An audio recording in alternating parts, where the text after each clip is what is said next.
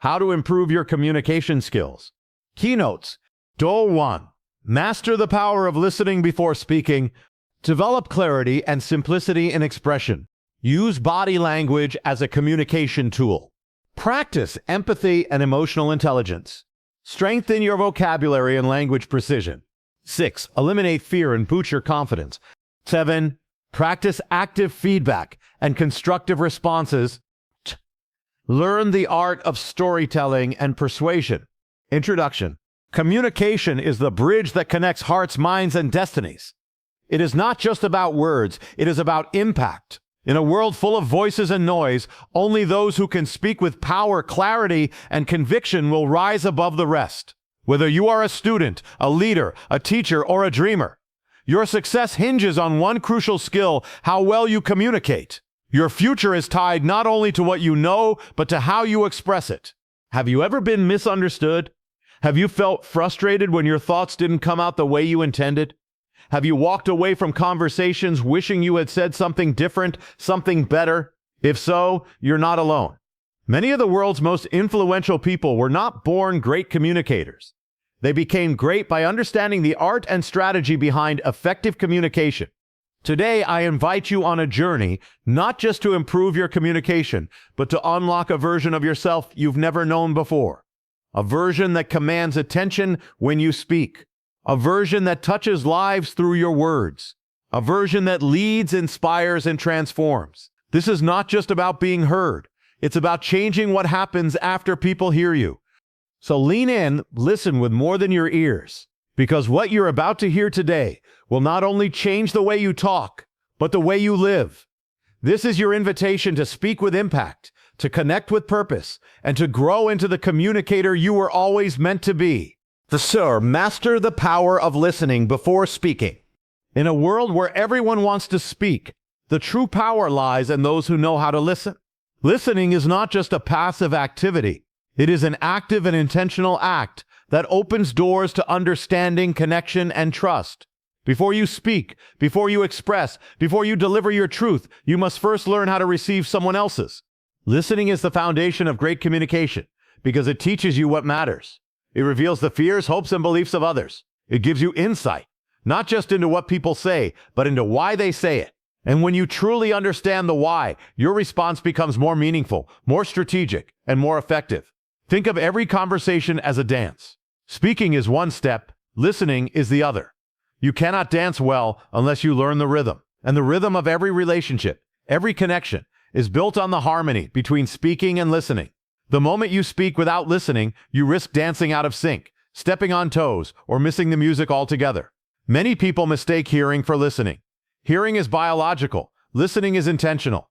You can hear 1,000 voices in a crowd, but to listen means to tune into one voice with your heart and your full presence. It requires patience, humility, and self-control. Why self-control? Because while someone else is speaking, your mind will be tempted to prepare a response. But true listening says, I will wait. I will honor your words before forming mine.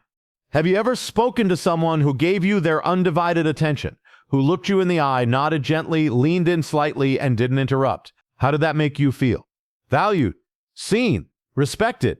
That's the power of listening. It elevates the speaker. It communicates silently. You matter. And when people feel heard, they open up. They drop their guard, and they begin to trust you. The greatest leaders, therapists, negotiators, and mediators in the world are not those who speak the loudest or most eloquently. They are those who listen the deepest. They ask questions. They reflect back what they heard. They say things like, if I'm hearing you right, what you're saying is, and in doing so, they turn communication into communion. Listening also sharpens your message. It gives you data. When you understand the perspective of your listener, you can tailor your words to meet their needs. You stop wasting words on what doesn't matter. You speak directly into their hearts, not around them. You become more precise, more compassionate, and more impactful. There is also a psychological strength in listening. It teaches patience. It develops emotional intelligence. It cultivates humility. In a world obsessed with broadcasting, listening teaches you the art of receiving. It gives you the inner strength to say, I don't have to dominate this space. I can serve it. And that kind of strength makes you powerful. How do you develop the habit of listening? First, practice silence. Create intentional pauses in your conversations. After someone finishes speaking, don't rush to fill the air. Let silence sit. In that stillness, their words echo, and your mind understands them better. Second, ask open-ended questions.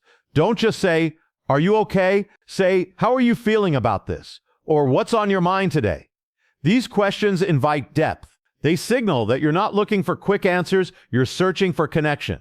Third, manage distractions. Put away your phone, turn off notifications, close the laptop, show with your body that your attention is undivided. People don't just hear your words, they feel your presence. And presence is the highest form of listening. Fourth, reflect what you've heard. Say, "So what you're saying is," or "It sounds like this is really important to you." These reflections show empathy. They confirm understanding, and they clarify meaning. Because sometimes even the speaker doesn't fully know what they're trying to say until someone else reflects it back to them. Fifth, listen to the unsaid. Listen to tone, pace, pauses. If someone says, "I'm fine," but their voice trembles, their eyes avoid yours, and their shoulders slump, then you know there's more. Listening is not just about the literal words, it's about the emotional music behind them. Sixth, withhold judgment. Don't interrupt. Don't finish their sentences. Don't dismiss their emotions. Your job as a listener is not to fix, argue, or one-up. It is to receive. Let the person land their truth before you offer yours. Listening also teaches you about yourself. The more you listen, the more aware you become of your own assumptions, biases, and blind spots. It stretches your mind and softens your heart. It shows you that the world is bigger than your point of view, and that's a gift. There's also power in listening to your own inner voice. Many of us are so busy talking, posting, scrolling, reacting that we forget to check in with ourselves. What am I feeling right now? What do I truly believe about this? What is my conscience telling me? When you learn to listen to yourself, you begin to speak with integrity. Your words match your values. Your communication becomes authentic.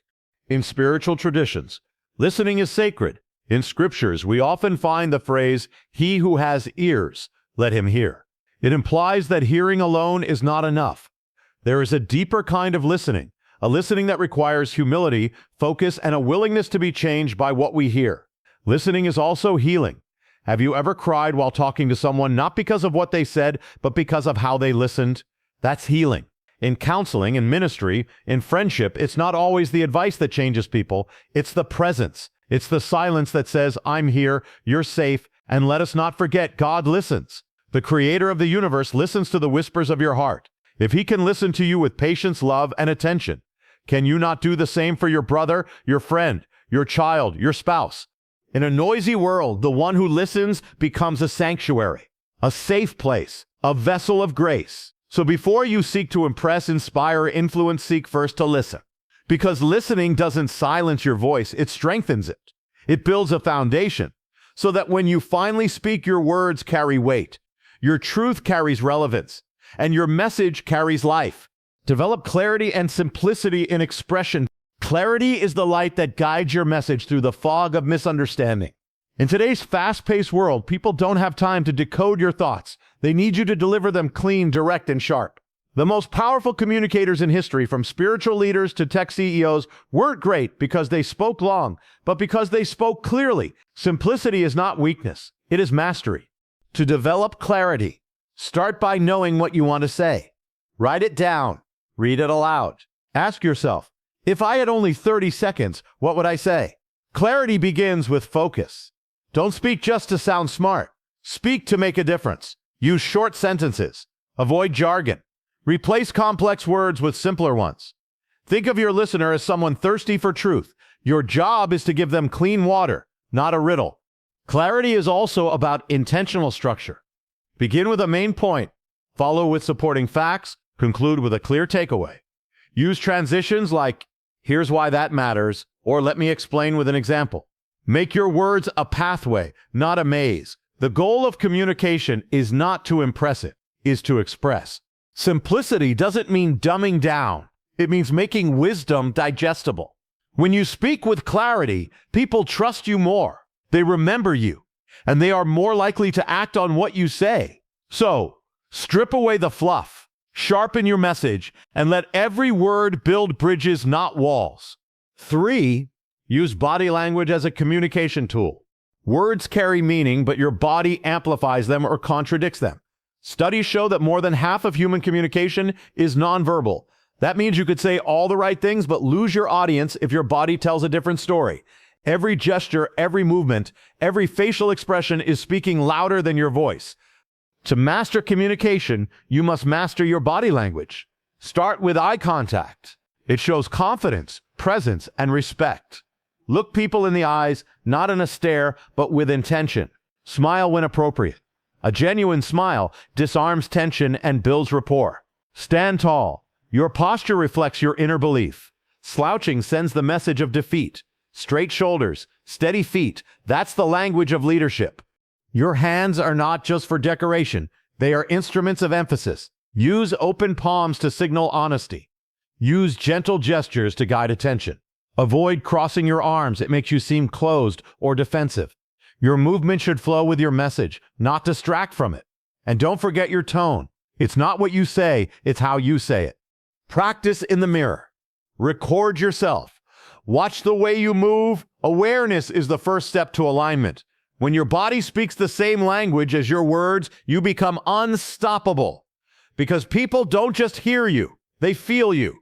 Practice empathy and emotional intelligence. You can have the most eloquent speech, the most persuasive argument, the most profound insight, but if it lacks empathy, it falls flat. Communication is not just about transferring knowledge, it is about connecting souls. Empathy is the heartbeat of every powerful conversation. Emotional intelligence is the ability to understand your own emotions and those of others. When you are emotionally intelligent, you speak with awareness. You adjust your tone, your pace, your words based on how the other person feels. You don't talk over pain, you speak into it. To practice empathy, become a student of people. Ask questions. Observe. Don't just wait for your turn to speak, listen to understand. Validate their feelings. Use phrases like, I hear you, that must be hard, or tell me more. These small acts create big trust. A high EQ communicator doesn't just win arguments, they win hearts. They know when to pause. They sense when someone is uncomfortable. They redirect when tension rises. They apologize when needed. Emotional intelligence turns your communication from mechanical to meaningful. So, before you speak, ask yourself, do I understand their heart? Am I leading with compassion or ego? Speak not just to be heard, but to heal, because the most powerful voice is the one that echoes empathy. Strengthen your vocabulary and language precision. Words are your tools. They can build empires or destroy relationships. The strength of your vocabulary determines the strength of your communication. A limited vocabulary limits your ability to express thoughts, defend beliefs, and inspire others. But vocabulary isn't about using big fancy words. It's about choosing the right word at the right moment. Precision matters. The difference between I'm fine and I'm surviving is huge. One is generic, the other is honest. Expand your vocabulary not to impress, but to express.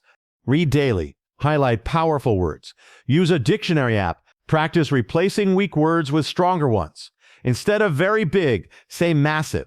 Instead of very happy, say ecstatic. Instead of nice, say compelling, genuine, or engaging. When you master language, you master influence. People will lean in when you speak because you give their minds something to chew on. You don't just speak, you paint pictures, you move hearts. You plant seeds that grow long after the conversation ends. Precision is the secret of the best communicators. They don't ramble. They choose every word like a sculptor chooses every stroke. Make your words count, because when they do, people count on your words. 6. Eliminate fear and boost your confidence.